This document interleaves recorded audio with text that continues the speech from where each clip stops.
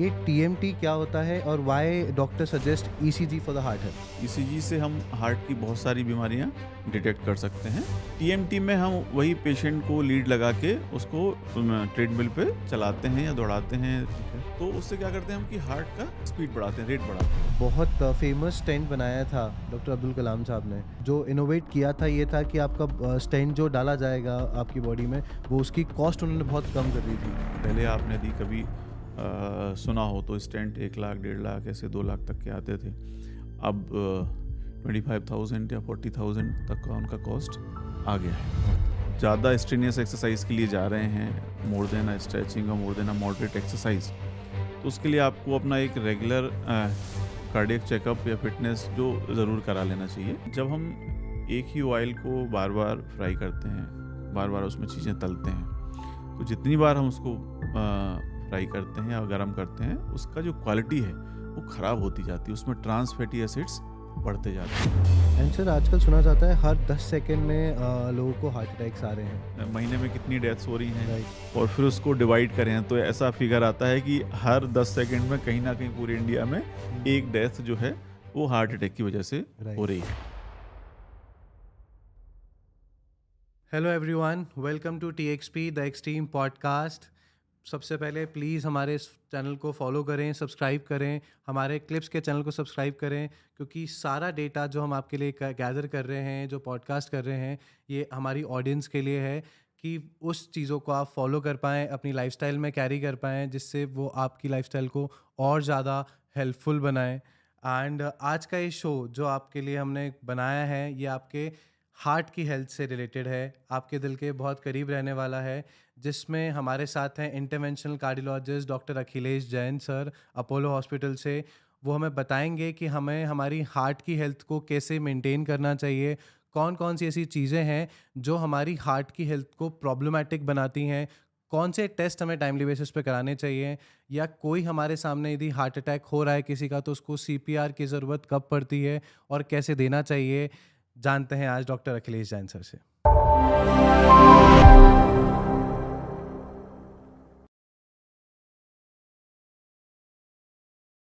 Welcome to the show sir. Thank you Ankit. कैसा लग रहा है सर शो पे आके?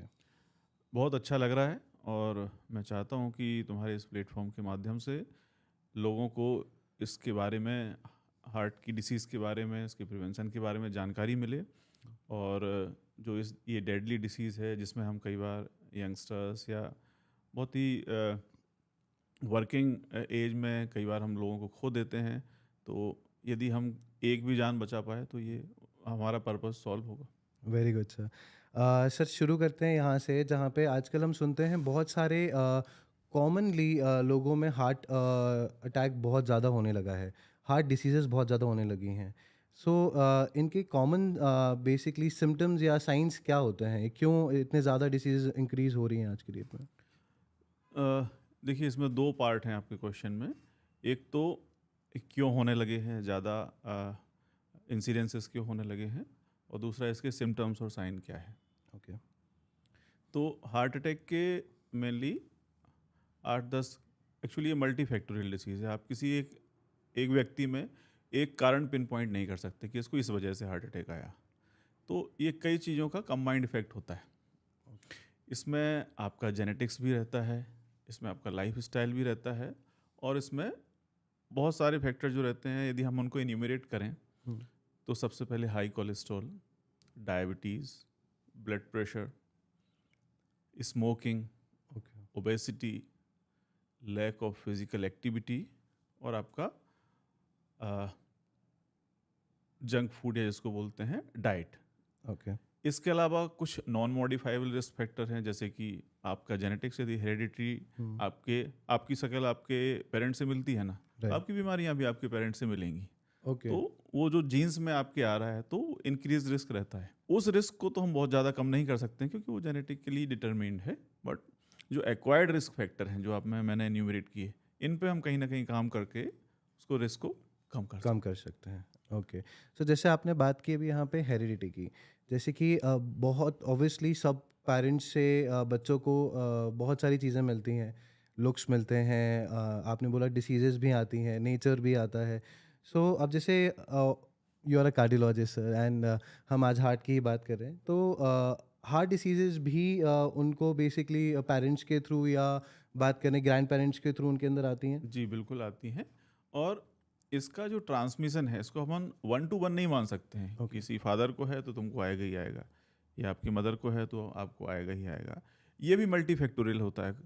कौन से जीन्स व्यक्ति में मदर की साइड से आ रहे हैं, फादर की साइड से आ रहे हैं, फिर उनका आपस का इंटरेक्शन भी रहता है, वो मैनिफेस्ट होगा कि नहीं होगा, उसमें आपका लाइफ स्टाइल वाला फैक्टर कितना एड ऑन हो रहा है।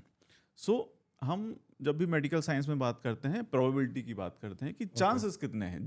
उनमें ऑब्वियसली यदि किसी के पेरेंट्स को हार्ट डिसीज़ की हिस्ट्री है तो उनमें बच्चों में चांसेस ज़्यादा रहेंगे, बट इसका ये मतलब नहीं कि उसको हो ही जाएगा, पहली बात। दूसरी बात इसमें मैं यहाँ ये बताना चाहूँगा कि 2 तरह की हिस्ट्री है। सपोज़ कि आपके पेरेंट को, किसी को 70 साल की एज में हार्ट अटैक आया है, या 75 साल में आया है, 65 साल में है, फॉर दैट मैटर। एक होता है कि आपके फादर को या मदर को सपोज 40 ईयर्स में ही हार्ट अटैक आ गया, 45 ईयर्स में हार्ट अटैक गया, या लेस देन 50 ईयर्स। तो ये 2 अलग अलग चीज़ हैं। एक family history, obviously this is important. Second is family history of pre mature CAD, मतलब उनको बहुत कम उम्र में हो गया। Okay. तो ऐसे लोगों को ज़्यादा रिस्क रहता है जिनको प्री मैच्योर CAD की हिस्ट्री है फैमिली में। Okay. तो they should be more cautious definitely. Okay. तो जैसे यहाँ पे सर क्या होता है कि कई बार पेरेंट्स, जैसे आपने बताया कि 45 या इस एज में 50s एज में उनका डिमाइस हो गया या किसी कारणवश उनकी डेथ हो गई। सो यहाँ पे जैसे बच्चे क्या प्रिवेंट कर सकते हैं, बिकॉज अब ऑब्वियसली हेरिडिटी में उनको डिसीज़ भी मिल रही है, बट ऐसे कौन से हार्ट हेल्थ हैं जहाँ पे वो अपने डॉक्टर से कंसल्ट करके अपने हार्ट को बेसिकली हेल्थी रख सकते हैं? नॉर्मली कुछ टेस्ट होते हैं जो कि हम लोग हार्ट डिसीज़ की स्क्रीनिंग के लिए एडवाइस करते हैं। एक बेसिक टेस्ट ECG होता है, ओके। एक एकोकार्डियोग्राफी होता है, एक ट्रेडमिल टेस्ट होता है, फिर कुछ बायोकेमिकल टेस्ट होते हैं, जैसे हम उसको शुगर टेस्ट कर लिया, डायबिटिक तो नहीं है, उसके रेगुलरली लिपिड प्रोफाइल चेक कर लिए।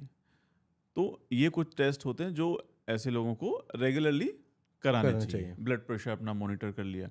ओके। तो जेनेटिक्स तो हम नहीं रोक सकते हैं, वो तो जो है वो है, बट एटलीस्ट जो एक्वायर्ड फैक्टर्स हैं उनको हम कंट्रोल कर सकते हैं, अर्ली डिटेक्ट कर सकते हैं, और यदि आते हैं तो उसको अर्ली ट्रीटमेंट ले सकते हैं। मतलब सर पूछने का माध्यम ये था कि जितने भी पेरेंट्स से हेरिडिटी बच्चों में आती है, तो क्या ये कंपल्शन है कि क्या उसी ही एज पीरियड तक बच्चे सरवाइव करेंगे उनकी लाइफ को, या सेम डिसीज से वो प्रिवेंट नहीं कर सकते? नहीं नहीं, ये बिल्कुल भी नहीं है, ऐसा बिल्कुल भी नहीं कह रहा हूँ मैं। पहले भी कहा है कि ये 1 to 1 नहीं है, मल्टीफैक्टोरियल है। हो सकता है उनमें प्रोबेबिलिटी बढ़ जाती है चांस की, तो उनको ज़्यादा कॉशियस रहना चाहिए, और एटलीस्ट जो प्रिवेंटेबल रिस्क फैक्टर हैं उनको तो अवॉइड करना ही चाहिए, और थोड़ा सा ज़्यादा फ्रीक्वेंटली उनको अपने जो रेगुलर टेस्ट हैं ये कराने चाहिए।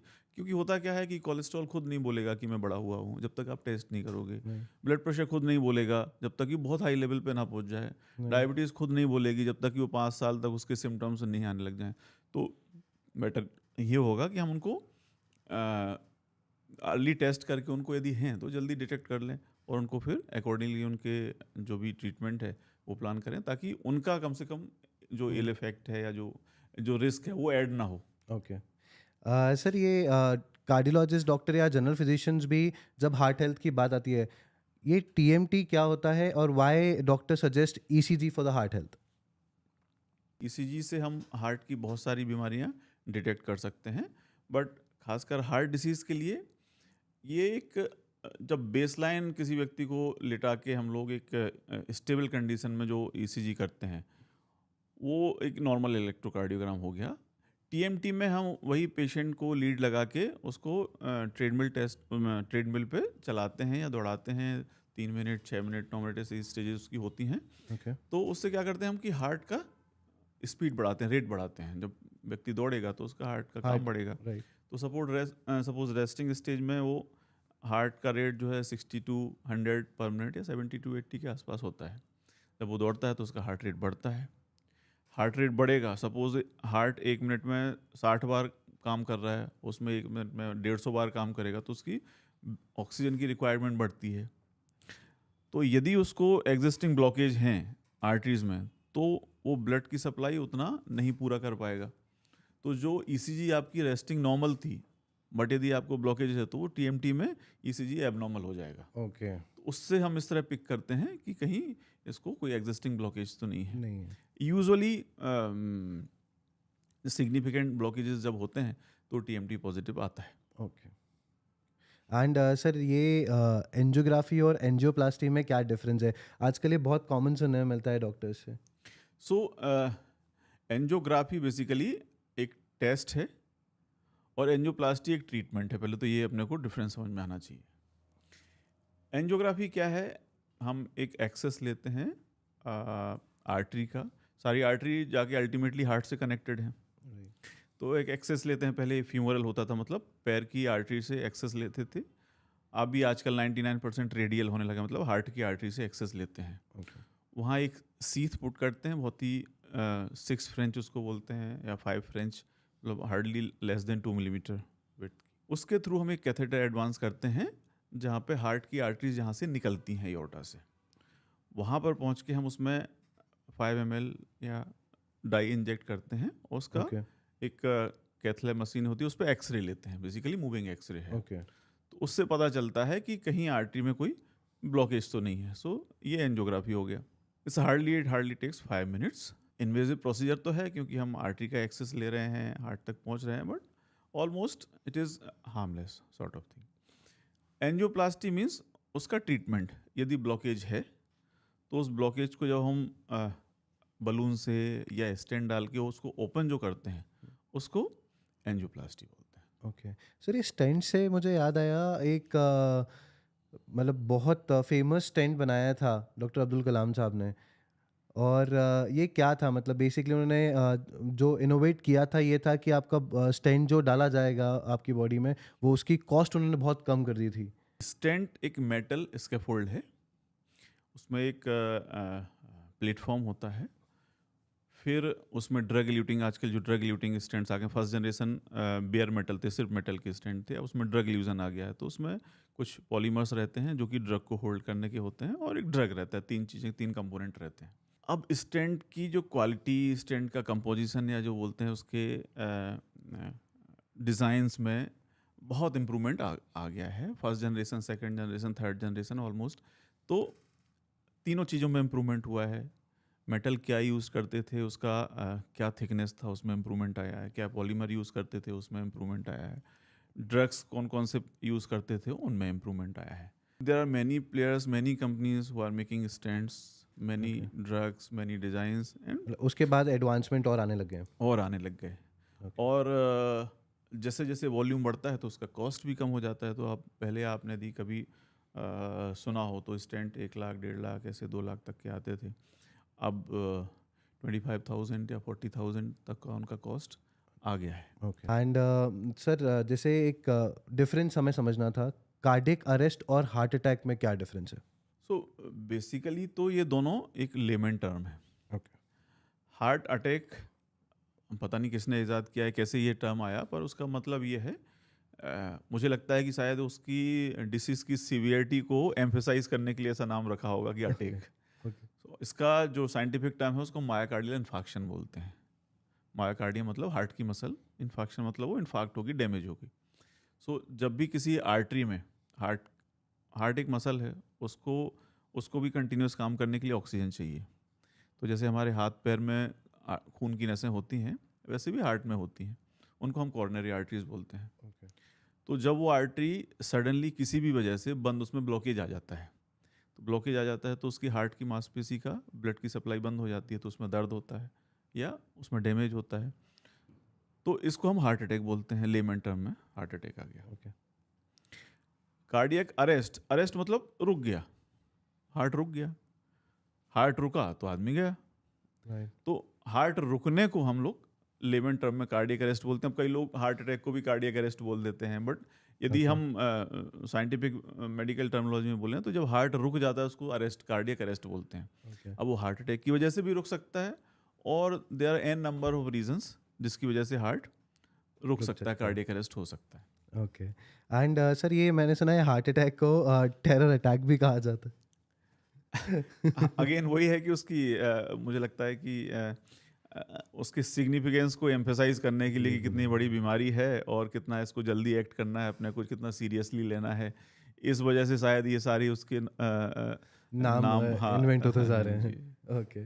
एंड सर, आज की डेट में जिम्स में हम देखते हैं जो बहुत एक्सरसाइज करते हैं, बहुत फिटनेस फ्रीक हैं, एंड उन्हें बहुत हार्ट अटैक्स आ रहे हो रहे हैं आज की डेट में। जिम्स में बहुत सारे वीडियोस वायरल हो जाते हैं कि एक्सरसाइज कर रहे थे, ट्रेडमिल पे वॉक कर रहे थे, सडन कार्डियक अरेस्ट आ रहा है एंड देयर। एक्चुअली अब इसको मैं दो तरह से देखता हूँ। ओके। एक तो ऐसा कि अब लोग ज़्यादा फिटनेस फ्रीक हो गए हैं, तो ज़्यादा बहुत सारे जिम्स खुल गए हैं, ज़्यादा लोग जा रहे हैं, उसमें नंबर्स बढ़ रहे हैं, लोग ज़्यादा कर रहे हैं। दूसरा है कि because of presence of CCTV cameras और मोबाइल कैमराज, इसकी रिपोर्टिंग बढ़ गई है। हो सकता है ये इंसिडेंट्स पहले भी होते हों, वो रिपोर्ट नहीं होते थे, रिकॉर्ड नहीं होते थे, अब रिपोर्ट होने लगे हैं। ओके। अब यदि इसके अपन रीज़न पे आए, एटियोलॉजी पे आए, तो ऐसा नहीं है कि बहुत ज़्यादा इंसिडेंसेस हैं ऐसे। वो एक चल जाता है वीडियो तो वो वायरल हो जाता है, लोग देखते रहते हैं उसको, जबकि उसकी तुलना में हज़ारों लाखों करोड़ों लोग कर रहे हैं जिम। ऐसा नहीं होता है। हाँ, ये ज़रूर ध्यान रखना है कि जब भी आप ज़्यादा स्ट्रेनियस एक्सरसाइज के लिए जा रहे हैं, मोर देन अ स्ट्रेचिंग और मोर देन अ मॉडरेट एक्सरसाइज, तो उसके लिए आपको अपना एक रेगुलर कार्डियक चेकअप या फिटनेस जो ज़रूर करा लेना चाहिए। और एक्सरसाइज को मैं बोलूँगा कि मॉडरेट ही रखें तो ज़्यादा अच्छा है। एक ओके। लेवल पे जब आप सी एक सेडेंटरी व्यक्ति से जब हम एक्सरसाइज करने लगते हैं, तो एक moderate exercise is beneficial right. Rather than a sedentary person. Okay. But जब आप उसको बहुत एक्सेसिव लेवल पे ले जाते हैं, तो somehow it may be deleterious also, okay. मतलब वो नुकसानदायक भी हो सकता है। तो एक मॉडरेशन में रखें। वो मॉडरेशन सबके लिए, मॉडरेशन का लेवल थोड़ा डिफरेंट हो सकता है, different. Okay. But exercise in moderation is good. Good. Okay. And जैसे आज की डेट में जिम्स में बहुत ज़्यादा प्रोटीन्स का इंटेक बढ़ गया है, क्रिएटिन्स का इंटेक बढ़ गया है, और बहुत सारे सप्लीमेंट्स आ गए हैं। सो कहीं ना कहीं क्या ये हमारे हार्ट की हेल्थ को इम्पैक्ट करता है? अब निश्चित रूप से करता ही होगा, क्योंकि जो भी अननेचुरल है वो कहीं ना कहीं नुकसान तो करेगा। एंड सर, ये आजकल ये बड़ा मिथ है लोगों में और मिसकंसेप्शन है कि हमारी जो एज है वो बहुत कम होती जा रही है because of fast food intake. बोल सकते हैं फूड का जो इंटेक है बहुत ज़्यादा हम बाहर का खाने लगे हैं, जिसके कारण से हमारी हार्ट हेल्थ बहुत इम्पैक्ट करती है। एज लाइफ एक्सपेक्टेंसी कम होती जा रही है ऐसा तो नहीं है, क्योंकि लाइफ एक्सपेक्टेंसी तो यदि एवरेज अपन कंट्री की देखें तो धीरे धीरे वो बढ़ ही रही है। इसका कैलकुलेशन एक मास पॉपुलेशन लेवल पे होता है लाइफ एक्सपेक्टेंसी का। तो इनिशियली जब इन्फेक्शियस डिसीज़ हुआ करती थी, तो हज़ारों लोग, किसी जैसे अभी कोविड आया था, हम्म। हज़ारों लोग उसमें चले गए। तो कोई 30 साल का चला गया, कोई 25 साल का चला गया, कोई 50 साल का गया। तो ऐसे पहले समय में हैजा होता था, चेचक होते थे, इनसे मास जो है, तो उससे एक जो एवरेज एज लाइफ एक्सपेक्टेंसी वो बहुत कम थी। कम थी। अब धीरे धीरे हमने इन्फेक्शियस डिसीज़ पे बिकॉज ऑफ एंटीबायोटिक्स कंट्रोल कर लिया है। So okay. नाउ अब जो पेंडेमिक है वो ये क्रोनिक डिसीज़ का है। ओके।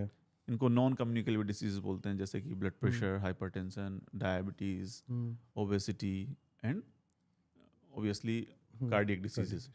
ओके। तो ये तो ज़रूर है, देखने में आ रहा है कि जो relatively age of heart attack है, एमआई है, वो कम हो रही है। और ख़ासकर इंडिया में कम एज के लोग हार्ट अटैक के साथ आ रहे हैं। अब इसमें कंट्रीब्यूशन जैसा मैंने बोला मल्टी फैक्टोरियल है। तो अब सपोज अपन जेनेटिक्स को एक स्टैटिक मान लेंगे। जेनेटिक्स पहले से वही चली आ रही है, जीन्स तो हर पीढ़ी में तो नहीं बदल रहे हैं, जेनेटिक्स वही चला आ रहा है।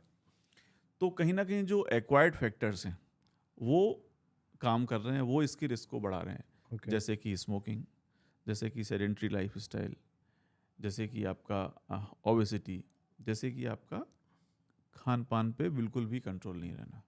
सर, खाने आज की डेट में जैसे बहुत ज़्यादा तला गला खाते हैं, फ्रेंच फ्राइज़ बहुत खाते हैं, एंड बहुत ज़्यादा कंजम्पशन चिप्स का या बच्चों में टीनेज में बहुत ज़्यादा बढ़ता जा रहा है। क्या ये बहुत ज़्यादा इम्पैक्ट करता है हार्ट की हेल्थ को? बिल्कुल इम्पेक्ट करता है। एक तो क्वालिटी ऑफ ऑयल हम डिसाइड नहीं करते हैं, जो बनाता है वो डिसाइड करता है कि वो कैसी क्वालिटी का ऑयल यूज़ कर रहा है।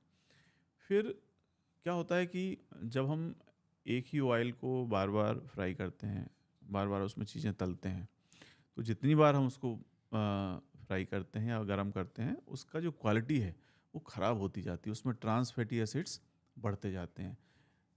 सो एज सच ही ऑयल हमारे लिए नुकसानदायक है, पर उसको जितनी बार हम ज़्यादा उबालते हैं, जितने ज़्यादा उसमें ट्रांस फैटी एसिड्स बनते हैं, वो उतना ज़्यादा डेंजरस होता जाता है। इसलिए हम डॉक्टर लोग बोलते हैं कि भाई यदि आपको कुछ फ्राइड चीज़ खानी ही है तो वो घर की खाइए, एक बार के ऑयल को उसको यूज़ करके फिर उसको डिस्कार्ड कर दीजिए। तो वो है तो नुकसानदायक वो भी, पर जो आप बाजार का खाते हैं उससे कई गुना कम कम हो जाता है। नुकसान। तो आपके कहने का मतलब है यदि हम कोई भी फ्राइड चीज़ खा रहे हैं तो एक ही बार हम उसको तेल को यूज़ करें। एग्जैक्टली ऑयल को मल्टीपल टाइम हम उसको फ्राई ना करें। ओके। एंड सर ये बेसिकली चीज़ें हार्ट हेल्थ की यदि हम बात करें तो बच्चों में भी आज के डेट में बहुत बढ़ती जा रही है। And recently we have seen one incident in Gujarat जहाँ पे एक 8 साल की बच्चे को हार्ट अटैक आ गया। हमने जो हार्ट अटैक अभी देखे हैं, मैं पर्सनली बोलूँ तो मैंने 21 ईयर्स ऑफ एज में देखा है जिसका हमने ट्रीटमेंट किया है। जो आप 8 साल का इंसिडेंस बता रहे हैं, इसमें कहीं ना कहीं कुछ कॉन्जेनाइटल हार्ट डिसीज़ होती हैं, वो एक अलग चैप्टर है, अलग ग्रुप ऑफ डिसीजेज है हार्ट की, जिसमें कि बाय बर्थ हार्ट में कुछ एबनॉर्मलिटी, हार्ट की स्ट्रक्चर में कुछ एबनॉर्मलिटी होती है, हार्ट की मसल में, हार्ट के जो पार्टीशंस रहते हैं उनमें, हार्ट के जो वेल्व्स रहते हैं। तो यूजुअली जो बच्चों में डेथ्स होती हैं कार्डियक, आप जो 8 साल का कोट कर रहे हैं या for that matter less than 15 years आप मान लें, तो वो कॉन्जेनाइटल हार्ट डिसीज की वजह से है। मुझे लगता है कि that should not be labelled as heart attack. Okay. यदि वो हार्ट अटैक है भी तो भी वो किसी कॉन्जेनाइटल डिसीज की वजह से होगा, ना कि जो नॉर्मल फिनोमेना है जो कोलेस्ट्रॉल डिपोजिशन वाला या जो हार्ट में ऑक्लूजन वाला वो। ओके। एंड सर आजकल सुना जाता है हर 10 सेकंड में लोगों को हार्ट अटैक्स आ रहे हैं। नहीं, वो उसको इस तरह से है कि यदि हम टोटल मॉर्टेलिटी इंडिया की लें कि महीने में कितनी डेथ्स हो रही हैं, राइट। और फिर उसको डिवाइड करें तो ऐसा फिगर आता है कि हर 10 सेकंड में कहीं ना कहीं पूरे इंडिया में एक डेथ जो है वो हार्ट अटैक की वजह से हो रही है। सो ये जो इतनी डेथ्स हो रही हैं उसको प्रिवेंट कैसे किया जाए सर? अच्छा क्वेश्चन है, और मुझे लगता है कि ये जो हार्ट अटैक की डेथ्स हैं, इनने सारे और जो कॉजेज हैं डेथ के उसको सरपास कर दिया है, वो नंबर 1 हो गया है। गवर्नमेंट को, सोशल ऑर्गेनाइजेशंस को, डॉक्टर्स को, हॉस्पिटल्स को इस पे काम करना चाहिए, इस पे अवेयरनेस बढ़ाना चाहिए कि कैसे हम इसको प्रिवेंट कर सकते हैं, मिनिमाइज कर सकते हैं। 100% रोक तो नहीं सकते, पर इसको मिनिमाइज कैसे कर सकते हैं। तो जो मेरी समझ है, मुझे समझ में आता है कि सबसे इम्पोर्टेंट इसमें पार्ट है जो कि कोई नहीं बोलता, क्योंकि कोई नहीं बोलता, हर आदमी फोकस करता है ये नहीं खाओ, ये खाओ, ये नहीं करो, ये नहीं करो, ऐसे करो। सबसे इम्पोर्टेंट पार्ट है कि पब्लिक को एजुकेट करना है कि वो सिम्टम्स को आइडेंटिफाई करना सीखें। ओके। एक होता है कि ट्रीटमेंट में डिले कितना है, आप पेशेंट को सिम्टम हुए और पेशेंट को ट्रीटमेंट डेफिनेटिव मिला, उसका जो डिले है यदि हम उसको डिवाइड करें तो सबसे पहला डिले पेशेंट के पार्ट पे होता है। वो सिम्टम को रिकॉग्नाइज ही नहीं कर पाता है कि उसको हार्ट अटैक है, वो काफ़ी देर तक तो गैस समझता रहता है, एसिडिटी समझता रहता है, पहला पार्ट। फिर वो दूसरा उसने किसी को बताया तो उसने कहा कुछ नहीं यार, तू गैस की गोली ले ले, तो दूसरे वाले के पार्ट पे, या घर, ऑब्वियसली यदि ऑफिस में है तो अपने कलीग को बताएगा, घर में है तो अपने फैमिली मेम्बर को बताएगा, तो दूसरा उसके पार्ट पे बताएगा कुछ नहीं यार, थोड़ा सा ज़्यादा खा लिया होगा, कुछ तूने तेल वाला खा लिया होगा, या कुछ ड्रिंक कर लिया होगा, तो वो इग्नोर करता है। फिर आता है हॉस्पिटल का पार्ट, जब वो डिसाइड करता है कि नहीं यार अब तो बहुत ज़्यादा हो रहा है, ये हॉस्पिटल चलना पड़ेगा, सिचुएशन ज़्यादा सीवियर ज़्यादा हो रही है। तो जब हॉस्पिटल जाता है, फिर वहाँ से हॉस्पिटल की जिम्मेदारी आती है कि वो उसकी क्विकली एक ऐसा प्रोटोकॉल बनाए कि जो चेस्ट पेन के पेशेंट्स आ रहे हैं उनको बिल्कुल रेड, जो बोलते हैं ना, ग्रीन कॉरिडोर देके सबसे पहले उनका ईसीजी करे, और यदि उसमें कुछ खराबी आ रही है तो उसका बहुत कम समय में या समय वेस्ट ना करते हुए उसका जल्दी, क्योंकि हम लोग हार्ट के ट्रीटमेंट में बोलते हैं कि टाइम इज़ मसल, जितनी जल्दी हम उसके लिए ट्रीटमेंट प्रोवाइड कराएंगे, आर्टरी जो ब्लॉक्ड है उसको खोलेंगे, उतनी उसका सर्वाइवल के चांसेस बढ़ जाएंगे। सर जैसे आपने भी सर्वाइवल की बात की, एक सिचुएशंस हर किसी की फैमिली में होती है जहाँ पे कहीं ना कहीं कोई हार्ट अटैक से गो थ्रू करता है, एंड उस सिचुएशंस में फैमिलीज़ को पता भी नहीं होता कि उस मोमेंट में करना क्या है। एंड बहुत लोगों ने सुना है कि सीपीआर दे देना चाहिए इंस्टेंट मोमेंट पे। सो ऐसी सिचुएशन में क्या किया जाए? सो ये बहुत अच्छा क्वेश्चन है, और इसमें मैं कहना चाहूँगा कि जैसे मैं बोला, सबसे पहले तो आइडेंटिफिकेशन है। तो भाई, जैसे कहावत है ना कि भाई 100 मुजरिम छूट जाएं पर एक बेगुनाह को सज़ा नहीं होनी चाहिए। ऐसे भाई 100 गैस के पेन भले हम हॉस्पिटल डॉक्टर के पास चले जाएं, पर एक हार्ट का पेन मिस नहीं होना नहीं। चाहिए। तो यदि आपको ऐसा लग रहा है कि ये पेन जो है, आपको पहले भी गैस वैस होती रहती है, पर दिस इज़ अनयूजुअल समथिंग, कुछ ज़्यादा है, तो बिना देर किए आपको हॉस्पिटल जाना है। आपको नहीं, यदि आपका कोई बंदा बोल रहा है, आपका कोई कलीग बोल रहा है, आपका कोई घर वाला बोल रहा है कि, तो आप भी उसको ये ना बोलें कि यार ये गैस का होगा, तो भाई चल तू ईसीजी करा, पहले सबसे पहले डॉक्टर के पास चल। ओके। तो जो इनिशियल एनर्जिया है वो हमको खत्म करना है। एक जो हमारी ओके। टेंडेंसी है ना कि सबसे पहले हम घर पे ठीक करने का उसको सोचते हैं कि यार तो कम से कम चेस्ट के पेन में ये हम ना करें। ना करें, सबसे पहले हॉस्पिटल जाएं और बिल्कुल ईसीजी बिल्कुल। कराएं। फिर दूसरा हमारा पूर्वाग्रह क्या है कि हम सबसे पहले ये सोचते हैं हम घर पे क्या कर सकते हैं।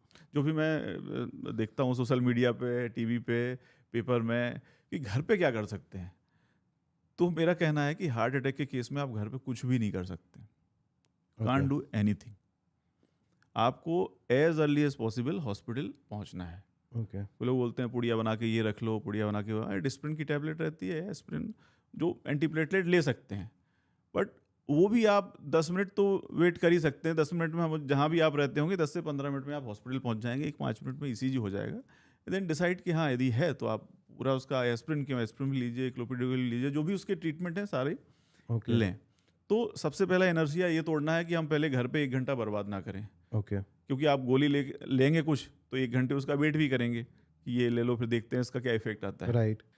सर, ऐसी कौन सी सिचुएशन है जहाँ पे पेशेंट फेंट हो गया है, एंड हमें उस टाइम समझ आ रहा है कि अब इन्हें सीपीआर की ज़रूरत है, कि कैसे हम आइडेंटिफाई कर पाएँ कि पेशेंट को सीपीआर की ज़रूरत है?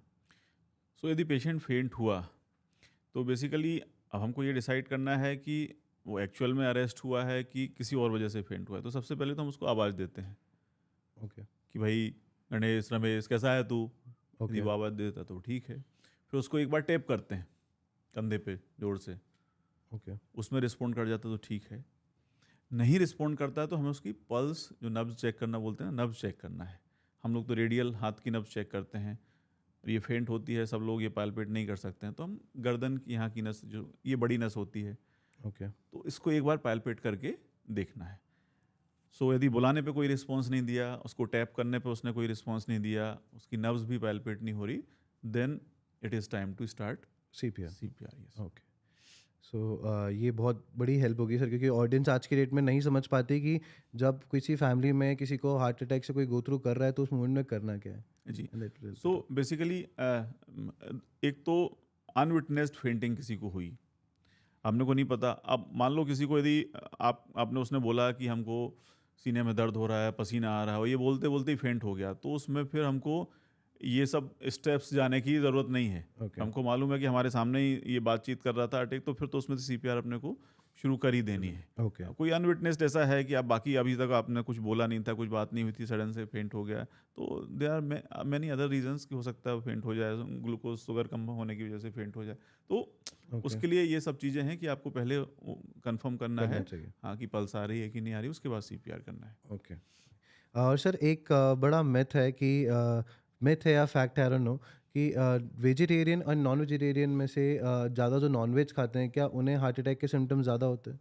बिल्कुल, non vegetarian is non veg is risk factor, और क्योंकि उसमें कोलेस्ट्रॉल लेवल ऐसे लोगों का ज़्यादा होता है, स्पेशली जो रेड मीट कंज्यूम करते हैं। तो vegetarian diet is always better. जो भी आप डाइट पिरामिड देखेंगे या डाइट एडवाइजेस देखेंगे for prevention of heart disease, not for heart disease और मैनी अदर डिसीज, तो उसमें vegetarian diets does better than non vegetarian. Okay. तो कहीं ना कहीं नॉन वेज आपकी हार्ट हेल्थ को इम्पैक्ट करता है। डेफिनेटली, बिल्कुल। ओके। ऑलराइट। एंड सर, आज की डेट में जो हम बात करते हैं कि वुमेन्स में सबसे ज़्यादा हार्ट अटैक के इश्यूज उनके पीसीओएस को लेके या किसी मेजर सर्जरीज के बाद उन्हें सिम्टम्स ज़्यादा देखने को मिलते हैं। जो कॉमन अंडरस्टैंडिंग है, या जो गाइडलाइन है, या जो लिटरेचर वो कहता है कि फीमेल्स में हार्ट अटैक के इंसिडेंसेस मेल से कम होते हैं। ये बिल्कुल सही है, बट ये जो डिफरेंस है इंसिडेंस का या उनमें प्रोबेबिलिटी का, ये उनके मेनोपॉज के बाद जो है ख़त्म हो जाता है धीरे धीरे।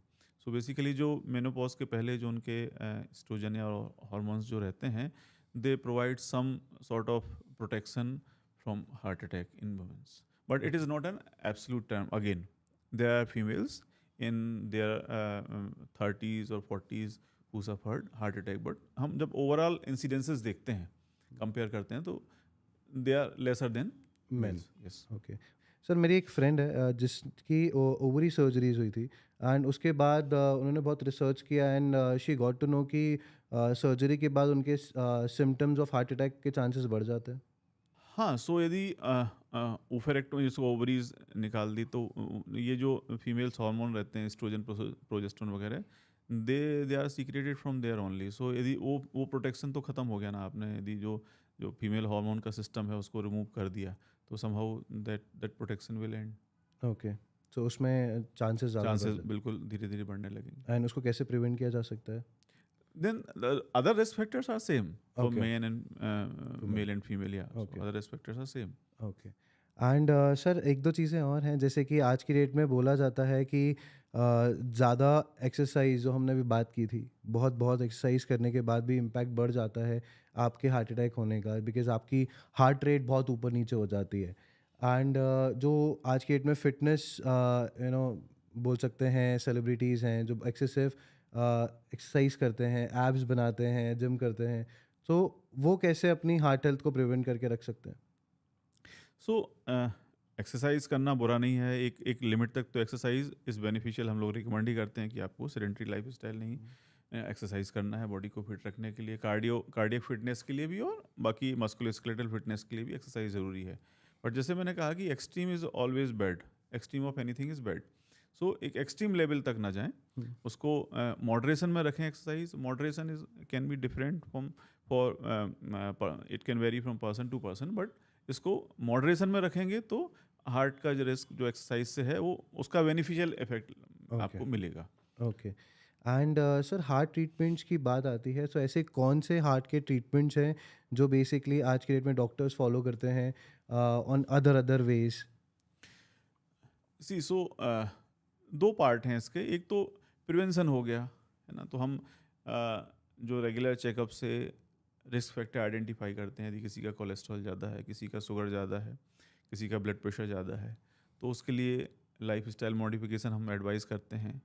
फिर यदि ज़रूरत होती है तो मेडिसिन उसके लिए एडवाइस करते हैं। ओके, अब सपोज़ किसी को हार्ट अटैक आ ही गया, जैसे हमने चर्चा की कि सीने में दर्द हुआ, आप तुरंत हॉस्पिटल पहुँचिए, आपने ECG कराया, अब आपका डॉक्टर बोलता है कि आपको हार्ट अटैक है। अब हार्ट अटैक है, इसका मतलब हार्ट की आपकी एक आर्टरी में ब्लड का सप्लाई बंद हो गया है। अब उसका ट्रीटमेंट क्या है? कॉमन सेंस कहता है कि वो ब्लड की सप्लाई जितनी जल्दी आप उसको रीस्टार्ट करेंगे फ्लो, उतना बेनिफिट होगा, उतना आपको जो खतरा है वो कम होगा। तो वो ब्लड सप्लाई चालू करने के लिए या शुरू करने के लिए दो तरह के ट्रीटमेंट हैं। एक वो क्लॉट खोलने के लिए दवा देते हैं, इसको थ्रोम्बोलिसिस बोलते हैं। ओके, और एक जो लेटेस्ट अब गोल्ड स्टैंडर्ड माना जाता है कि उसी समय जब हार्ट अटैक आया है, हार्ट की आर्टरी बंद है, उसको एंजियोग्राफी करके आइडेंटिफाई करें कौन सी आर्टरी में ब्लॉकेज है, और उसको एंजियोप्लास्टी करके खोल दें। उसको आज की डेट में इंटरनेशनली गोल्ड स्टैंडर्ड ट्रीटमेंट माना जाता है। ओके, चूँकि जो थ्रोम्बोलिसिस या थक्का खोलने वाला दवा देती हैं, जो बेस्ट से बेस्ट मेडिसिन है अभी अवेलेबल, उसका भी जो एफिशिएंसी है, एफिकेसी रेट है 70% के आसपास है। मतलब यदि 10 लोगों को हम वो इंजेक्शन लगाते हैं तो चांसेस हैं कि 3 लोगों में वो उससे आर्टरी ना खुले, 7 लोगों में खुल जाए, 3 लोगों में नहीं खुले। ओके, तो यदि जहाँ पे एंजियोप्लास्टी या प्राइमरी एंजियोप्लास्टी जो बोलते हैं, हार्ट अटैक के दौरान एंजियोप्लास्टी, उसकी फैसिलिटी अवेलेबल नहीं है, तो ऑब्वियसली जो थक्का खोलने वाला इंजेक्शन है वो गोल्ड स्टैंडर्ड होता है कि उसको अपने को लगाना है। इसके अलावा और एसेसरी मेडिसिन्स होते हैं, जैसे जो आप पाउच वाली दवा बोलते हैं कि एक डिस्प्रिन की टैबलेट खा लें, क्लोपिडोग्रेल खा लें, स्टेटिन्स रहते हैं, वो तो हम लोग रूटीनली उसमें देते ही हैं। खून पतला करने वाली दवा जिसको हेपेरिन बोलते हैं या लो मोलिकुलर वेट हेपेरिन बोलते हैं, वो देते हैं. So this is all set protocol. So but इस चीज़ में हमको ये ध्यान रखना है कि समय ज़्यादा वेस्ट नहीं करना है. ना ही पेशेंट के लेवल पे कि घर में हम सोच रहे हैं कि आएँ जाएँ कि नहीं जाएँ, गैस की दवा ले लें. जब ज़्यादा ही दिक्कत हो जाए तब हम अस्पताल पहुँचते हैं. और दूसरा हॉस्पिटल के लेवल पे यदि ऐसा कोई patient chest pain, dedicated chest pain corridor होना चाहिए कि चेस्ट पेन के साथ कोई आ रहा तो 5 मिनट के अंदर उसका ईसीजी हो जाना चाहिए. और उसके बाद यदि उसमें नॉर्मल है तो ठीक है, उसको हम आप आराम से इन्वेस्टिगेट कर सकते हैं. बट यदि उसमें आ रहा है हार्ट अटैक तो उसको बिल्कुल प्रायोरिटी पे लेकर उसका ट्रीटमेंट करना चाहिए. ओके. एंड सर ये हार्ट ब्लॉकेज क्या होता है? सो एक तो जो अपन डिस्कस कर रहे हैं अटैक में जो हार्ट की आर्टरी ब्लॉक हो जाती है, तो एक कॉमन टर्म में तो हार्ट ब्लॉकेज उसी को बोलते हैं. एक टर्म आता है हार्ट ब्लॉक हो गया, हार्ट ब्लॉक. तो जो हार्ट है जो अपना कंटिन्यूस चलता रहता है, जन्म से लेके मृत्यु तक हार्ट रुका तो आप रुके, तो उसके लिए हार्ट में एक करंट का सिस्टम होता है, कंडक्शन सिस्टम उसको बोलते हैं. एक जनरेटर होता है, उसको ऐसे नोड बोलते हैं, फिर वो एवी नोड तक करंट जाता है, फिर पूरे हार्ट में जाता है. तो जब वो करंट की केबल्स में कोई प्रॉब्लम आ जाती है या उनमें एबनॉर्मलिटी आ जाती है, प्रॉपर वो करंट को कंडक्ट नहीं कर पाते हैं, तो उसको भी हम लोग हार्ट ब्लॉक बोलते हैं साइंटिफिक लैंग्वेज में.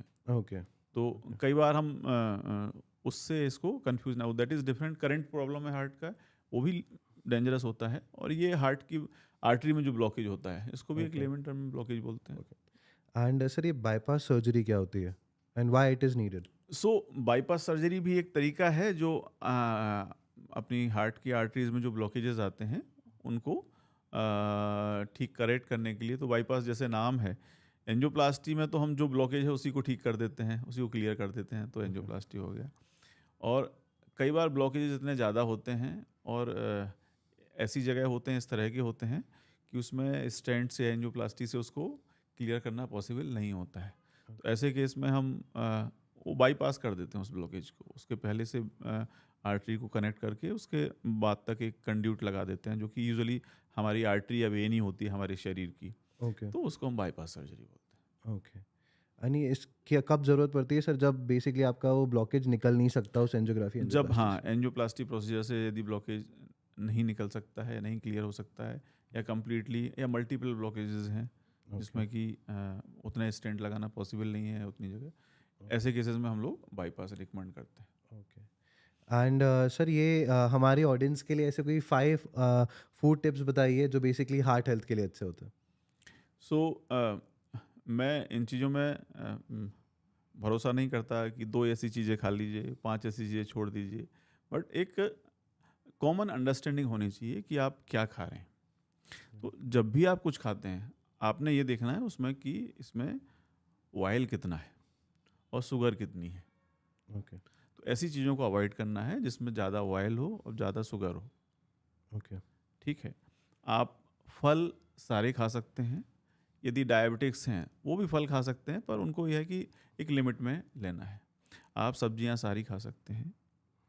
आप dairy product is not a no. आप मिल्क ले सकते हैं, इसमें विटामिन्स होते हैं, मिनरल्स होते हैं. हाँ, उसको फैट निकाल के या मलाई निकाल के 1-2 बार उबाल के उसको लें. एंड सफिशिएंट क्वांटिटी में आप पानी लें. Non veg specially red meat आप नहीं लें. तो ये मेरी तरफ से 5 टिप्स हैं जो कि आप डाइट में चेंज कर सकते हैं अपना. और स्मॉल फ्रिक्वेंट मील्स लें. एक बार में ज़्यादा ना खाएं, उसको ब्रेक करके खाएं. ज़्यादा बार खाएं, थोड़ा थोड़ा खाएं. और जितना पॉसिबल हो, चूँकि आज की भागा दौड़ी की लाइफ में या ऑलमोस्ट हर आदमी वर्किंग है, घर से बाहर जाके काम कर रहा है, तो हम ट्राई करें कि ज़्यादा से ज़्यादा हम होम कुक्ड फूड घर से खा के जाएँ, घर से लेके जाएँ, उसको प्रीफर करें. एंड सर आज की डेट में बहुत सुना जाता है कि हाइपरटेंशन, स्ट्रेस ज़्यादा लेने से हार्ट अटैक के सिम्टम्स बहुत ज़्यादा बढ़ जाते हैं. सो इसमें कितनी सच्चाई है सर? सो हाइपरटेंशन और स्ट्रेस, जैसे कि मैंने एन्यूमरेट किया था पहले, ये दोनों रिस्क फैक्टर हैं ही हार्ट अटैक के लिए. हाइपरटेंशन मतलब ज़्यादा ब्लड प्रेशर आपका, ये भी एक लाइफस्टाइल डिसीज़ है, क्रोनिक डिसीज़ है. और इसके भी कुछ इनिशियल बहुत ज़्यादा सिम्टम्स नहीं होते हैं. तो इसको हम रूटीन चेकअप से ही पिक कर सकते हैं और बहुत आसान है बीपी चेक कराना, ब्लड प्रेशर चेक कराना। तो यदि ब्लड प्रेशर बढ़ा हुआ आता है तो हमको उसके लिए रेगुलरली दवा लेनी चाहिए। अब लोगों का पूर्वाग्रह रहता है कि हमको कोई दिक्कत नहीं है तो हम दवा क्यों लें, बट फिर ये जब डैमेज करेगा आपके हार्ट को या किडनीज को या ब्रेन की आर्टरीज को जिसके स्ट्रोक होता है, तो यदि किसी को ब्लड प्रेशर है ज़्यादा है तो उसको रेगुलरली दवा लेनी चाहिए, वो आपको हार्ट अटैक से प्रोटेक्शन प्रोवाइड करेगा। ओके। दूसरी बात, स्ट्रेस बहुत इम्पोर्टेंट है। मैं कहूँगा कि जो यंगस्टर्स में अभी जो अटैक की प्रॉब्लम हो रही है, जैसा आपको लग रहा है कि ज़्यादा केसेस आ रहे हैं, इसमें यदि मैं बोलूँ कि हेरिडिटी तो है ही, सेम है, वो तो सबके लिए सेम है, पहले भी थी अभी भी है। तो यदि जो इमर्जिंग रिस्क फैक्टर हैं या जो नए रिस्क फैक्टर हैं जिसकी वजह से यंगस्टर्स को अटैक आ रहे हैं, उसमें से मैं नंबर 1 स्ट्रेस रखूँगा और नंबर 2 स्मोकिंग रखूँगा और नंबर 3 ये जो फूड हैबिट्स हैं इनको रखूँगा। मतलब स्मोकिंग बहुत ज़्यादा इम्पैक्ट करती है स्मोकिंग आपकी बहुत heart ज़्यादा इम्पेक्ट करती है, स्ट्रेस बहुत ज़्यादा इम्पेक्ट करता है। health? Okay. And sir alcohol भी इम्पैक्ट करता है हार्ट हेल्थ को ज़्यादा? डेफिनेटली अल्कोहल के बारे में कहते हैं कि alcohol in moderation is good for health, but वो मॉडरेशन का अमाउंट किसी को मालूम है नहीं। ओके। सो वो बहुत ही मिनिमम अमाउंट है कि 30 ml, maximum 90 ml in a week. Okay. So nobody stick to that quantity. Okay. फिर अल्कोहल के साथ आप बहुत सारी चीज़ें ऐसी ले लेते हैं जो कि खुद ही इंजूरियस हैं। सो अल्कोहल को हम इसी कैटेगरी में रखें कि ये इंजूरियस है, क्योंकि उस क्वांटिटी पे कोई स्टिक नहीं करता है। फिर उसके साथ जो हम बहुत सारी चीज़ें और ले लेते हैं, खा पी लेते हैं, और निश्चित रूप से ज़्यादा मात्रा में तो अल्कोहल नुकसानदायक है ही हार्ट के लिए। एंड सर मास्टरबेशन क्या हार्ट हेल्थ के लिए हानिकारक है? नहीं, ऐसे कोई रिपोर्टिंग नहीं है, ऐसा कोई लिटरेचर नहीं है जिसमें इस तरह का कोई क्राइटेरिया हो कि इससे कुछ हार्ट हेल्थ को दिक्कत होती है। ओके। ये एक बेसिकली मिथ है जो लोग ये there is a myth, nothing to do with heart health. Sir एक क्वेश्चन था जिसमें मतलब बहुत बेसिक सा क्वेश्चन था, एंजाइना और हार्ट अटैक में क्या डिफरेंस है? सो बेसिकली हार्ट के दर्द को हम एंजाइना बोलते हैं। तो इसमें 2 कैटेगरी होती हैं, एक एक्यूट कोरोनरी सिंड्रोम या हार्ट अटैक जो अपन डिस्कस कर रहे हैं, एक होता है क्रोनिक स्टेबल एंजाइना। जैसे आप कोई व्यक्ति है, उसको लगता है कि वो यार 1 किलोमीटर तक चलता है, फिर उसको थोड़ा सा सीने में भारीपन आता है, डिस्कम्फर्ट होता है, ओके। और वो थोड़ा सा रुक जाता है, रेस्ट कर लेता है, तो वो ठीक हो जाता है। और ये रिप्रोड्यूसिबल है, मतलब कि हर बार जब वो उतना चलेगा तो उतने में उसको डिस्कम्फर्ट आएगा, ओके। और वो फिर रिलैक्स कर लेगा, रेस्ट कर लेगा, तो ठीक हो जाएगा। तो इसको हम लोग क्रोनिक स्टेबल एंजाइना बोलते हैं। मतलब कि एक फिक्स्ड ब्लॉकेज है, उसको जब उससे ज़्यादा रिक्वायरमेंट उसके हार्ट की होती है ऑक्सीजन के लिए, तो उसको दर्द होता है। ओके। और एक होता है हार्ट अटैक, मतलब कि अभी तक वो ठीक था, कोई दिक्कत नहीं थी, 1 किलोमीटर 2 किलोमीटर 4 किलोमीटर कुछ भी चल लेता था, उसको दिक्कत नहीं, पर अब उसको सडन से दर्द होने लग गया। अब उसको 10 कदम पे ही दर्द होने लग गया है, फॉर दैट मैटर 50 कदम पे दर्द होने लग गया, 500 मीटर पे दर्द होने लग गया। तो मतलब जो सडन एक होता है जो धीरे धीरे ब्लॉकेज डेवलप होता है, और एक होता है जो सडन डेवलप होता है। जो धीरे धीरे ब्लॉकेज डेवलप होता है उसमें अमूमन ऐसा रहता है कि हम कुछ दिन खून पतला करने वाली दवा और जो कोलेस्ट्रॉल कम करने वाली दवा, उसको लेके कुछ समय तक ट्राई कर सकते हैं उस ट्रीटमेंट को, जिसको medical management optimal medical therapy बोलते हैं, उससे कितना रिलीफ होता है।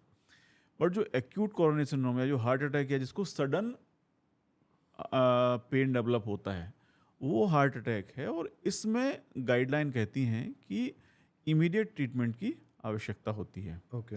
अब इसमें कुछ लोग मिथ ऐसा फैलाते हैं कि यार ज़बरदस्ती एंजियोग्राफी कर देते हैं, ज़बरदस्ती एंजियोप्लास्टी कर देते हैं। तो एक हमारी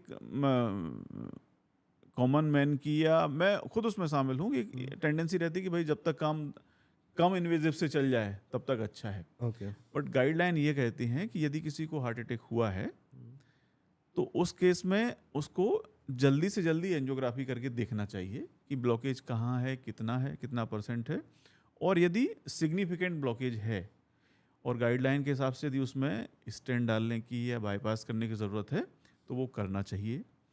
क्योंकि अगेन गाइडलाइन कहती हैं कि ऐसा करने से हार्ट अटैक के द्वारा जो जान जाने का खतरा होता है, जिसको मॉर्टेलिटी बोलते हैं, वो काफ़ी हद तक कम हो जाता है, बजाय इसके कि हम उसको ट्रीट ना करें और हम यही सब कि हमने ये खा लिया, वो खा लिया, वहाँ से ये जो बहुत सारे चीज़ें प्रचलित हैं ना, जो नॉन क्वालिफाइड लोग एक लोग ये बताते हैं कि ऐसा कर लो, वैसा कर लो, इससे ठीक हो जाएगा। तो उन सब पे हमको ध्यान नहीं देना चाहिए। प्रॉपर गाइडलाइन बेस्ड ट्रीटमेंट आपके क्वालिफाइड डॉक्टर से लेना चाहिए। ओके, मतलब जो बेसिकली मिसकंसेप्शन इन चीज़ों के लिए बनाते हैं उनको फॉलो ना करें, डॉक्टर के रिकमेंडेशन पे ही जाएं। हाँ, मतलब लोग क्या करते हैं कि एक नेचुरल हिस्ट्री जो डिसीज़ की रहती है उसका एडवांटेज लेते हैं। उनको लगता है कि देखो, वो एक एग्जांपल देते हैं कि यार इनको भी हार्ट अटैक आया था, इनने तो एंजियोप्लास्टी भी नहीं कराई, इनने बाईपास भी नहीं कराया, एंजियोग्राफी भी नहीं कराई, तो बढ़िया चल रहे हैं 5 साल से। तो यदि मैं बोलूँ कि 100 लोगों को हार्ट अटैक हुआ, तो ये पूरा उसका प्रेजेंटेशन का स्पेक्ट्रम रहता है। उसमें से हो सकता है 100 में से 10 या 20 लोग तो घर से अस्पताल ही नहीं पहुंच पाते हैं, उनका तो पता ही नहीं चलता कि वो चले गए। तो वो तो बताने के लिए रहे नहीं कि हमको अटैक आया था और हमने इलाज नहीं कराया इसलिए हम चले गए। कुछ लोग ऐसे होते हैं कि अस्पताल पहुंच जाते हैं। अब वो पहुंचे सपोज ऐसे व्यक्ति के पास या ऐसे डॉक्टर के पास कि जिसको उसके बारे में बहुत ज़्यादा जानकारी नहीं है, उसने कुछ दवाइयाँ दे दी, वो घर आ गया, दवाइयाँ ली, चलता रहा काम। कुछ आपके पास क्वालिफाइड डॉक्टर के पास पहुंचे, उन्होंने कहा भाई एंजियोग्राफी करो, एंजियोप्लास्टी करो, या जो भी उसका गाइडलाइन बेस्ड थेरेपी है। तो मेरे कहने का मतलब ये है कि मॉर्टेलिटी 100% नहीं है। यदि आप इलाज नहीं भी करोगे तो ज़रूरी नहीं है कि हर हार्ट अटैक का व्यक्ति मर ही जाएगा। ओके, तो हम उन लोगों को देखते हैं राइट, कि जो जीवित हैं, जिनने नहीं लिया ट्रीटमेंट, तो पॉसिबल है कि नहीं कोई दिक्कत हो, बट यदि नहीं लेंगे तो चांसेस ज़्यादा रहेंगे। अगेन ये सारा चीज़ प्रोबेबिलिटी और रिस्क का है।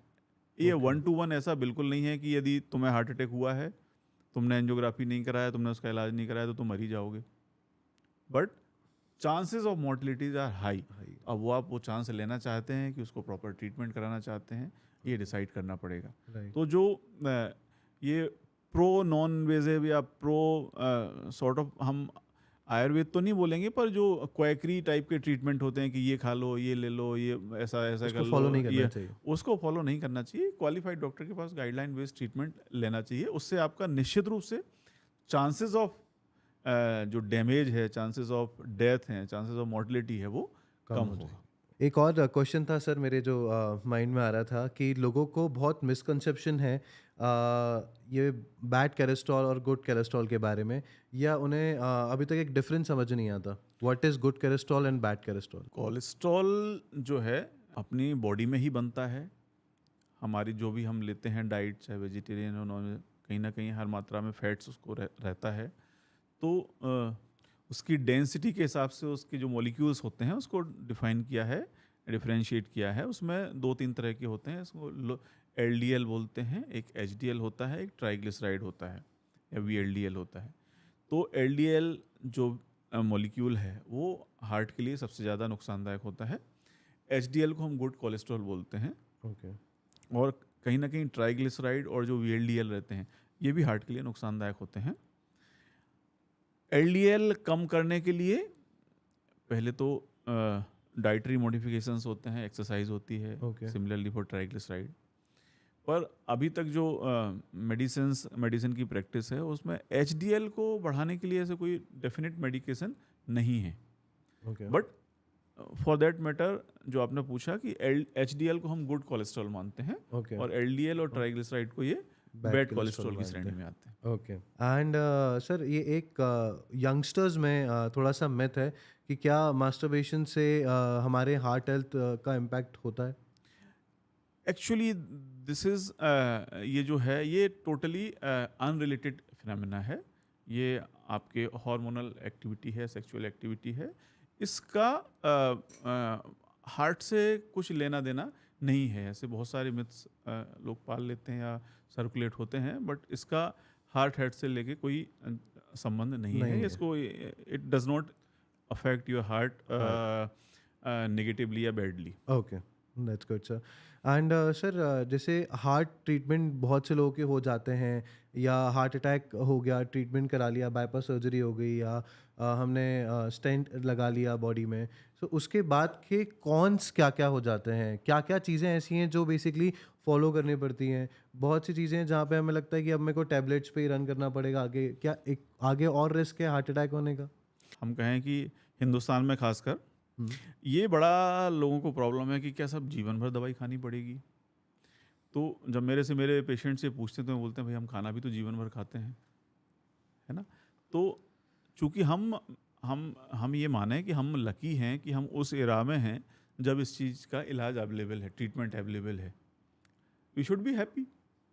आज से यदि हम माने कि 50 साल पहले या 75 साल पहले ये मेडिसिन्स नहीं थे, हमारे पास ऑप्शन ही नहीं थे ट्रीटमेंट की। हाँ, निश्चित रूप से जिसको ये क्रोनिक डिसीजेज हैं, डायबिटीज़ हुआ, ब्लड प्रेशर हुआ, हार्ट की बीमारी हुआ, ये क्रोनिक डिसीज़ हैं। क्रोनिक डिसीज़ का मतलब लंबे समय तक चलने वाली बीमारी हैं, और इनको मैं यदि बहुत स्पेसिफाई करूं तो ये लाइफ लॉन्ग वाली डिसीज़ हैं। ये आपके जीवन के साथ ही जाएंगी। ओके। तो जब लाइफ लॉन्ग डिसीज़ रहेगी तो लाइफ लॉन्ग दवा की भी ज़रूरत रहेगी। अब एक नेचुरल सी टेंडेंसी होती है, लोग दवा बंद करके देखते हैं, छोड़ के देखते हैं कि यार मेरे को बीपी था, अब तो दवा से ठीक आ गया, बंद करके देखते हैं, या डायबिटीज़ थी अब ठीक आ गई, बंद करके देखते हैं। लार्जर नंबर में ऐसा होता है कि दवा बंद करने से ये चीज़ें फिर से, आपकी डायबिटीज़ भी बढ़ जाएगी, ब्लड प्रेशर भी बढ़ जाएगा। हाँ, किसी का बहुत माइल्ड ब्लड प्रेशर है, कोई स्ट्रेसर है, उसको कोई एक ट्रांजिएंट वजह है ब्लड प्रेशर बढ़ने की, ट्रांजिएंट दवा ले ली, वो चीज़ें रेक्टिफाई हो गई, तो हो सकता है उसका। तो उसको यदि हमको दवा को डीएस्केलेट भी करना है या बंद करना है, तो उसको अपने मन से नहीं करना है, आपके फिजिशियन है, आपके डॉक्टर की सलाह पे करना है, कितना कम करना है। ओके। जहाँ तक हार्ट के मेडिसिन का सवाल है, once a heart patient is always a heart patient. Okay. इसका मतलब ये कतई नहीं है कि आपका जो लाइफ स्टाइल है वो ख़राब होगी, या आपकी जो नॉर्मल डेली रूटीन एक्टिविटीज़ हैं वो हैम्पर होंगी, ऐसा नहीं है। बट यदि एक बार हार्ट अटैक आया है किसी व्यक्ति को, तो उसको दूसरे अन्य व्यक्ति से जिसको हार्ट की डिसीज़ नहीं है द्वारा प्रॉब्लम आने के चांसेस ज़्यादा हमेशा रहेंगे। ओके। तो वो चांसेस कम करने के लिए हम लोग कुछ मेडिकेशन प्रिस्क्राइब करते हैं, जिसमें यूजुअली ब्लड थिनर रहते हैं, जैसे एस्पिरिन हुआ या क्लोपिडोग्रेल हुआ, और कुछ कोलेस्ट्रॉल कम करने की दवा रहती है, वो यूजुअली जीवन भर लेना चाहिए। यदि नहीं लेंगे, फिर वही बात आ जाती है कि साहब हमने तो 5 साल पहले हुआ था हमको अटैक, हम कोई दवा नहीं ले रहे, हमको तो कोई प्रॉब्लम है नहीं। ओके। हो सकता है उसको कभी ना ही हो दोबारा problem, right. This is possible, right. But दोबारा प्रॉब्लम होने के चांसेस ज़्यादा हैं। तो अब ये आपका मतलब ऑब्वियसली इंडिविजुअल डिसीजन है कि आप किस चीज़ को प्रेफर करेंगे, आप दवा लेना प्रेफर करेंगे कि आप उस रिस्क को लेना प्रेफर करेंगे कि आपको चांसेस हैं। वो कोई 100% नहीं कह सकता श्योरिटी से कि आपको दोबारा हो ही जाएगा यदि आप दवा नहीं लेंगे तो। बट यदि हम लार्ज पॉपुलेशन में उसको देखें, स्टडीज़ ऐसे होती हैं, रिकमेंडेशन ऐसे बनती हैं कि हमने सपोज़ 1 लाख लोगों को दवा दी और 1 लाख लोगों को दवा नहीं दी, फिर उसको फॉलो किया 5 साल तक, तो उन 1 लाख लोगों में जिनमें दवा नहीं दी उनमें इंसिडेंस कितने हुए, और जिनने दवा ली उनमें इंसिडेंस कितने हुए, फिर उसका सिग्निफिकेंस लेवल निकालते हैं ओके। कि वाकई ये दवा से एक सिग्निफिकेंट लेवल का प्रोटेक्शन है क्या, कि मियर चांस है। राइट। मान लो यदि 1% 2% का डिफरेंस है तो वो सिग्निफिकेंट नहीं है, तो वो एक सिग्निफिकेंस लेवल निकालते हैं by proper statistical methods, okay. And then guidelines are form कि यस ये दवा लेने से आपको फ़ायदा होने वाला है यदि आप लेंगे तो। सो मतलब डॉक्टर रिकमेंडेशन है कि जो आफ्टर यदि हार्ट ट्रीटमेंट आपको कुछ दवाइयाँ कंटिन्यू करनी चाहिए, जिससे कि आप आगे और अपने हार्ट की सिचुएशन को प्रिवेंट कर सकते हैं। हमारे बोल सकते हैं इंडिया में बहुत ड्रास्टिक एक सिनेरियो आया था कोविड, जी। एंड पोस्ट कोविड बहुत से लोगों में हार्ट हेल्थ के इश्यूज देखने को मिले हैं। सो उसका क्या लॉन्ग टर्म इफेक्ट रहा है हमारी बॉडी पे? सो कोविड इंडिया में नहीं, सारे ये तो पेंडेमिक था, ऑल ओवर वर्ल्ड हुआ है, इंडिया को भी बहुत हार्ड हिट इसने किया है। और कोविड में बेसिकली तो जो वायरस था उसने लंग्स को इन्वॉल्व किया है, it was a respiratory virus. But कहीं ना कहीं ये देखने में आया है कि इसकी वेस्कुलेचर के लिए इसकी एक एफिनिटी थी और वेस्कुलेचर को भी कहीं ना कहीं इसने अफेक्ट किया। वेस्कुलेचर से मेरा मतलब जो आर्टरीज रहती हैं, आपकी हार्ट की आर्टरी हुई, लंग्स की आर्टरीज हुई, आपकी ब्रेन की आर्टरीज हुई, तो यदि ब्रेन की आर्टरी इन्वॉल्व हुई तो आपको स्ट्रोक हो गया, आपकी हार्ट की आर्टरी इन्वॉल्व हुई तो आपको हार्ट अटैक हो गया, आपकी लंग्स की आर्टरी इन्वॉल्व हुई तो पल्मोनरी एम्बोलिज्म हो गया। ओके। तो बहुत सारी डेथ्स जो कोविड में हुई हैं वो इन वजहों से भी हुई हैं, अदर देन जो लंग्स का Lungs डैमेज के हुआ है वजह उसकी वजह से। ओके। अब ये कह पाना आज की डेट में मुश्किल है कि वो जो उस समय हुआ था, जिसको किसी को कोविड हुआ था, ऑलमोस्ट ऐसा कोई बचा नहीं जिसको नहीं हुआ हो, किसी को कम सीवियरिटी का हुआ, किसी को ज़्यादा सीवियरिटी का हुआ। राइट। तो उसका इफेक्ट अभी तक कैरी ऑन कर रहा है क्या, कि उसकी वजह से अभी भी हार्ट अटैक हो रहे हैं क्या, ये कह पाना अभी ऐसे कोई डेटा साइंटिफिकली अवेलेबल नहीं है। हो सकता है 5 year down the line, 10 year down the line कोई स्टडी हो जो ऐसे लोगों को स्टडी करे कि किसको किस लेवल का कोविड हुआ था और उसमें इंसिडेंसेस कैसे रहे, या जिनको कम सीवियरिटी का हुआ था उनमें इंसिडेंसेस कैसे रहे, जिसको ज़्यादा सीवियरिटी का हुआ था उनमें इंसिडेंस। तो this data is still awaited, but आज की डेट में हम ऐसा नहीं कह सकते हैं कि उस समय जब कोविड किसी को हुआ था तो आज भी वो उसका साइड इफेक्ट या उसका इल इफेक्ट वो कैरी फॉरवर्ड हो रहा है। उस समय जरूर हुए थे इंसिडेंसेस, उस समय इंसिडेंसेस हुए थे हार्ट अटैक के। मतलब जिनको कोविड हुआ है उनको हार्ट जो प्रॉब्लम्स हैं वो कोविड की वजह से नहीं है। हाँ, ऐसे कोई साइंटिफिक एविडेंस अभी नहीं है कि आज की डेट में यदि किसी को हार्ट प्रॉब्लम हो रही है तो उसका उस कोविड से कोई लेना देना है या उस समय की वैक्सीन से कोई लेना देना है। बहुत बेसिक सा क्वेश्चन था। आज के लाइफ में हम स्मार्ट वॉच बहुत यूज़ करते हैं जी। एंड लोगों का बहुत ही फॉलो करते हैं लोग कि हम उसमें ईसीजी चेक कर पाते हैं, हम हमारी हार्ट बीपी को चेक कर पाते हैं, ब्लड प्रेशर को। सो क्या वो ऑथेंटिकेट दिखाती है स्मार्ट वॉचेस या बेसिकली एक मार्केटिंग स्टैटिक है? कोई भी गैजेट है, जब उसके नए नए वर्जन आते हैं तो उसके जो मैन्युफैक्चरर हैं या जो कंपनीज़ हैं वो कोशिश करती हैं कि उसमें क्या नया प्रोवाइड कर सकते हैं, तो वो अच्छी बात है। बट जो हमारी स्मार्ट वॉचेस हैं वो सिर्फ जहाँ तक मुझे लगता है कि हार्ट रेट ही बता पाते हैं, आपका धड़कन कितना चल रहा है, और एक सिंगल लीड ईसीजी जिसमें कि वो यदि उसको कोई प्रॉपरली इंटरप्रेट करे तो कि रिदम कैसा चल रहा है वो उससे डिटेक्ट किया जा सकता है। उससे हार्ट अटैक डिटेक्ट कर पाना as if now I don't think possible है। हो सकता है फ्यूचर में कुछ ऐसा वो डेवलप करें, क्योंकि this is a continuous process, right. कि जो हम प्रॉपर 12 लीड ईसीजी लेते हैं हो सकता है उससे वो लेने लगें। राइट। बट अभी तो उसका बहुत ज़्यादा यूटिलिटी डायग्नोसिस में ऐसा मुझे समझ में नहीं आता। बट जो बेसिकली इन चीज़ों को देख पाता है कि मेरा ईसीजी काउंट क्या है या मेरा ब्लड प्रेशर क्या दिखा रहा है, उसके अकॉर्डिंग सर क्या ये इजी हो गया है कि हमें जल्दी डिटेक्शन मिल जाता है कि यदि मेरा हार्ट रेट ज़्यादा बढ़ रहा है या मुझे फ्लक्चुएशन दिख रहा है तो मैं डॉक्टर को दिखा दूँ? Somewhere around it helping out. ये हेल्प से ज़्यादा लोगों को परेशान कर रहा है। रीज़न ये है कि हमारा हार्ट रेट जो है वो एक कंटिन्यूस प्रोसेस है, ये स्टैटिक नहीं रहता है। आप सीढ़ी चढ़ के आए तो आपका हार्ट रेट बढ़ जाएगा, आप किसी पे गुस्सा हो दिए तो आपका हार्ट रेट बढ़ जाएगा, आप कुछ सोचने में आपको स्ट्रेस आ गया हार्ट रेट बढ़ जाएगा। ये बॉडी का नॉर्मल प्रोसेस है। तो हम कई बार नॉर्मल चीज़ों को एबनॉर्मल करके देखने लगते हैं कि यार घड़ी में तो बता रहा है कि आपका हार्ट रेट बढ़ गया है। तो अनटिल अनलेस आपको कोई सिम्टम नहीं हो रहा है, कोई तकलीफ नहीं है, तो ये थोड़ा सा मेरे पास आते हैं ऐसे बच्चे, आते हैं लोग लेके आते हैं कि साहब वो घड़ी में धड़कन ज़्यादा आ रही थी इसलिए हम आपको दिखाने आए हैं, क्या करें? तो बोलता ये घड़ी बदल दो। I mean if you don't have any symptoms, हाँ हम उसको एवेल्यूएट तो करते हैं। यदि कोई हमारे पास आया है सिम्टम लेके तो दैट इज़ माय रिस्पॉन्सिबिलिटी कि मैं उसको ये प्रूव करके बता सकूँ कोई आपको कोई दिक्कत नहीं है, तो हम आगे उसको एको करके देख लेते हैं, टीएमटी देख लेते हैं। जब सब कुछ नॉर्मल रहता है तो फिर वो पूछता है कि अब क्या करना है, तो बोलता घड़ी बदल दो। सो बिल्कुल सही बात। आई मीन इट्स अभी बहुत ज़्यादा उसका योगदान ऐसा किसी डिसीज़ के डायग्नोसिस में नहीं है। हो सकता है फ्यूचर में आ जाए, क्योंकि टेक्नोलॉजीज एवर चेंजिंग, राइट, और नई नई चीज़ें उसमें आ रही हैं, राइट, और टेक्नोलॉजी हमको मेडिकल साइंस में भी बहुत हेल्प कर रही है। तो हम यदि ऐसा कुछ आ जाता है जिसको जैसे हमने बताया कि आपको सबसे पहले जाके ईसीजी कराना है, राइट, तो यदि घर पे ही आपको ईसीजी हो जाए, राइट, तो उसका डायग्नोसिस और जल्दी बन जाएगा। तो that will be helpful, right. but let's wait कि ऐसा कुछ आता है राइट फ्यूचर में। सर एक हम रैपिड फायर क्वेश्चंस करेंगे जिसमें आपको स्मॉलर टाइम में आपको आंसर करना है। ये हमारे ऑडियंस के लिए है कि उन्हें थोड़ी सी क्लैरिटी मिल पाए कि हमें अपने हार्ट की हेल्थ में क्या क्या ऐसे क्वेश्चन हैं जिसकी क्लैरिटी उन्हें मिल पाए और क्या फॉलो करें। Sure. So let's start this. Sir पहले क्वेश्चन से शुरू करते हैं। ब्लड थिनर के साइड इफ़ेक्ट्स क्या हैं? ब्लड थिनर का काम ही ब्लड को पतला करना है, तो एक ब्लीडिंग का रिस्क निश्चित रूप से हर ब्लड थिनर के साथ रहता है।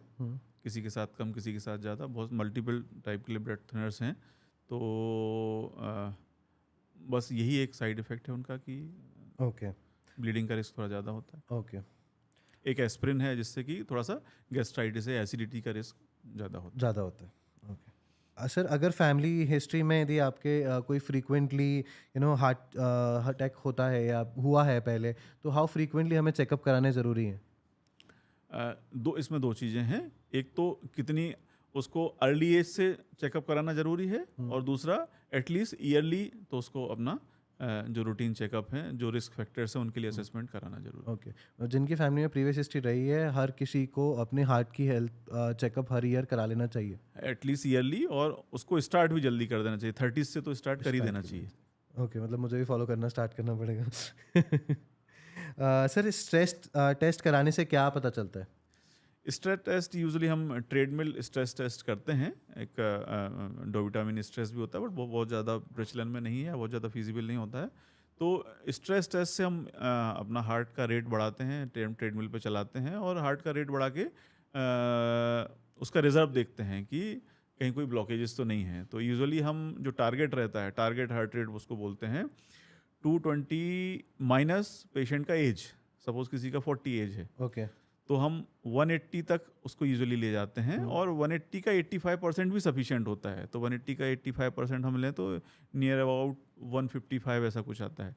यदि उतनी हार्ट रेट तक उसको कोई सिम्टम नहीं है, उसके ईसीजी में चेंजेस नहीं है सिग्निफिकेंट, तो एक लार्जली हम ये बोल सकते हैं कि उसका हार्ट हेल्दी है। सर ये क्या म्यूज़िक एक्चुअल में हमें हेल्प करता है हमारी हार्ट हेल्थ को? Music, yes. so any method which provide relaxation, whether it is music, whether it is cinema, whether it is sport, whether it is meditation, जो भी आपके बॉडी और माइंड को रिलैक्स करेगा, वो आपको निश्चित रूप से हार्ट की हेल्थ को इम्प्रूव करेगा। सर क्या माइग्रेन एक हमारा रिस्क इंक्रीज करता है हार्ट अटैक के लिए? माइग्रेन एज सच हार्ट की रिस्क को इंक्रीज नहीं करता है, बट माइग्रेन को हम बोलते हैं वेस्कुलर हेडेक। मतलब जब हार्ट ब्रेन की जो आर्टरीज में हैं उनका ऑटो रेगुलेशन या डायलिटेशन होता है, जिसकी वजह से माइग्रेन होता है। So basically it is a different disease other heart disease. Not related to. So there is no relevancy between migraine and heart disease. Yes. Okay, all right sir. Sir एक basic question था मेरे दिमाग में कि हमारे generally lifestyle में हम बहुत सारे कोशिश करते हैं कि प्रिवेंशन रहें, पर कुछ ना कुछ फूड हैबिट्स ऐसी हो जाती हैं कि हम खाते हैं, कभी बाहर शादी में गए या फूड ऑर्डर्स कर लिया, एंड हम इन चीज़ों में भूल जाते हैं कि हमारी हेल्थ के लिए कौन से ऐसे फूड्स हैं जो बहुत ज़्यादा हेल्पफुल करते हैं। बहुत ज़्यादा तला गला भी खा लेते हैं, जैसे हमारा अभी डिस्कशन हुआ, पर इन सब चीज़ों के कारण हम ये भूल जाते हैं कि हमारी हार्ट कहीं ना कहीं हेल्थ इम्पैक्ट कर रही है। एंड इसके अंदर जैसे कि आपने हमें सजेस्ट किया था कि आप ऑयल है जो एक ही बार फ्राई करके खाइए, तो उसके अलावा ऐसी कौन सी चीज़ें हैं जो ध्यान रखनी चाहिए हमें कि हमारी हार्ट का हम हेल्थ खुद ध्यान रख सकते हैं, या ऐसे कौन से टेस्ट हैं जो हमें टाइमली बेसिस पे करा लेंगे जिससे कि हम आगे की चीज़ों के लिए प्रिवेंट हो पाए? सो जैसे कि मैंने बोला कि जो हार्ट की डिसीज़ है, हार्ट अटैक है, ये एक मल्टी फैक्टोरियल डिसीज़ है। मतलब बहुत सारी चीज़ें में एट ए टाइम काम करती हैं। ओके तो हमारे हाथ में जितना है, जहाँ जहाँ हम उसको कम कर सकते हैं, जितना कम कर सकते हैं। सपोज़ हम महीने में 30 दिन हेल्दी फूड नहीं खा सकते हैं, एक दिन किसी दिन हमको पार्टी में भी जाना है, शादी में भी जाना है, तो जितना हम कर सकते हैं, क्योंकि ये क्यूमुलेटिव इफेक्ट है। राइट ऐसा नहीं कि एक दिन हमने खा लिया तो हमको हार्ट अटैक हो जाएगा, ये क्यूमुलेटिव इफेक्ट है। ओके तो हम हमेशा हमारे दिमाग में ये रहना चाहिए कि हमें क्या खाना है और क्या नहीं खाना है। ओके कभी कभी चीट डाइट आप ले सकते हैं। ले सकते हैं। सिमिलरली स्मोकिंग का हो गया कि हमको नहीं करनी है, स्मोकिंग तो बिग नो है, आपको नहीं करना है। सिमिलरली अब स्ट्रेस जीवन का एक अंग है। आप जो भी काम करेंगे कहीं ना कहीं थोड़ा बहुत स्ट्रेस आएगा, पर आपको कहीं ना कहीं रुकना भी पड़ेगा। रुकना भी पड़ेगा। तो वो लेवल डिसाइड आपको करना है और ये सोचना है कि हम मिनिमाइज इसको कैसे करें। जीरो किसी भी चीज़ को आप नहीं कर सकते हैं, बट मिनिमाइज कैसे करें। कर सकते हैं।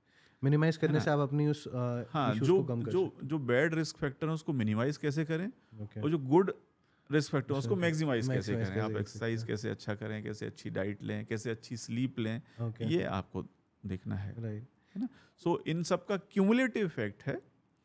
इसके बाद भी बहुत सारा जिसको बोलते हैं कंट्रीब्यूशन आपके जेनेटिक्स का है, और मैं कहूँगा एक जो अनसीन जो चीज़ रहती है वो डेस्टिनी का भी है। Okay. तो कई बार लोग हमारे पास ऐसे आते हैं कि साहब मैं तो स्मोक भी नहीं करता, मेरी डाइट भी बहुत हेल्दी है, फिर भी मेरे को हो गया। सो वो ज़रूर है कि फिर भी हो सकता है, बट यदि ये सब आप करेंगे तो चांस निश्चित रूप से ज़्यादा ही रहेंगे। बिल्कुल सही बात है सर। सर बहुत बहुत धन्यवाद आपका, आप हमारे शो में आए एंड आपने बहुत सारी इन्फॉर्मेशन हमारी ऑडियंस के साथ शेयर की एंड हमें बहुत से डाउट क्लियर किया जो हमारी ऑडियंस शायद अब उन चीज़ों को सुन के फॉलो करना स्टार्ट करे। एंड बहुत बहुत thank you sir. Thank you so much Ankit. And मैं चाहता हूँ कि ये चीज़ें आपके माध्यम से लोगों के पास पहुँचें, लोग स्वस्थ रहें, हेल्दी रहें, और कोई भी व्यक्ति इग्नोरेंस की वजह से किसी को ना खोए, किसी की डेथ ना हो। जो इनएविटेबल है वो नहीं रोक सकते, पर जो रोक सकते हैं उनको रोका जाए। Thank you so much sir, thank you for the information.